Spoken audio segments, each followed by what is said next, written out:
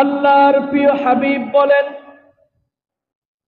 جاء رجل من بني سليمة فقال يا رسول الله صلى الله عليه وسلم هل بقي من بر أبوي شيء أبرهما به بعد موتها।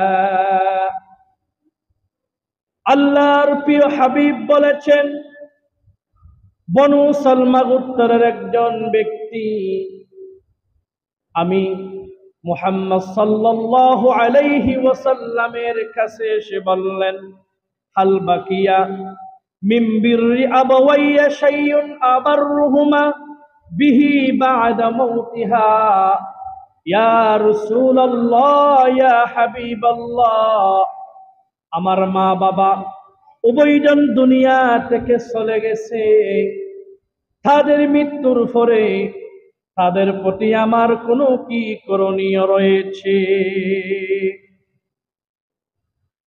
আল্লাহর প্রিয় হাবিব বলেছেন, ক্বালা নাআম, ও আমার সঙ্গী, ও আমার সাহাবী, তোমার মা বাবা মরে গেছে।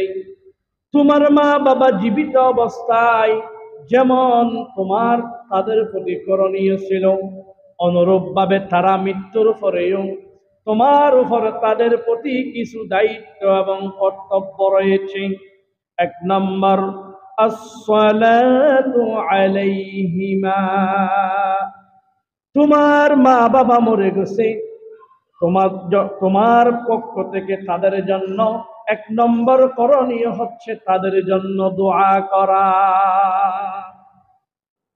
সন্তান দুনিয়াতে আছে, মা বাবা মরে গেছে, এমত অবস্থায় সন্তানদের উপর, মৃত মা বাবাদের প্রতি এক নম্বর করণীয় তাদের জন্য দোয়া করা।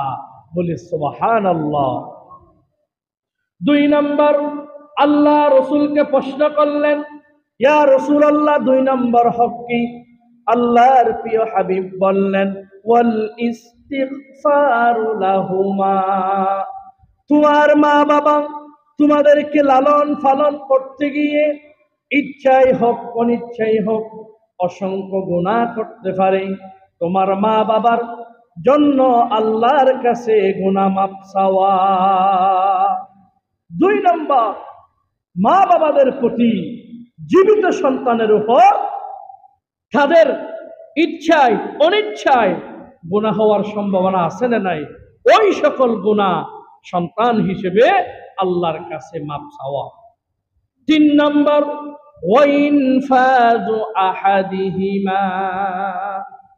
যদি কোনো ওসিয়ত থাকে, যদি কোনো ঋণ লেনদেন করতে গিয়ে কারো কাছ থেকে যদি কর্জদার নিয়ে থাকে, ওই কর্জ না দিয়ে অথবা ঋণ পরিশোধ না করে ওসিয়ত করেছিল কাউকে কিছু না কিছু করার দেওয়ার, ওই সকল কাজ তিনি হঠাৎ করে মৃত্যু বরণ করার কারণে তার পক্ষে করা সম্ভব হয়নি, আপনি সন্তান হিসেবে আপনার উপর দায়িত্ব, আপনার বাবার যদি কোনো ঋণ থাকে ওই ঋণ পরিশোধ করা, যদি কোনো ওসিয়ত থাকে, মানত থাকে, মানত ওইগুলো পূর্ণ করা।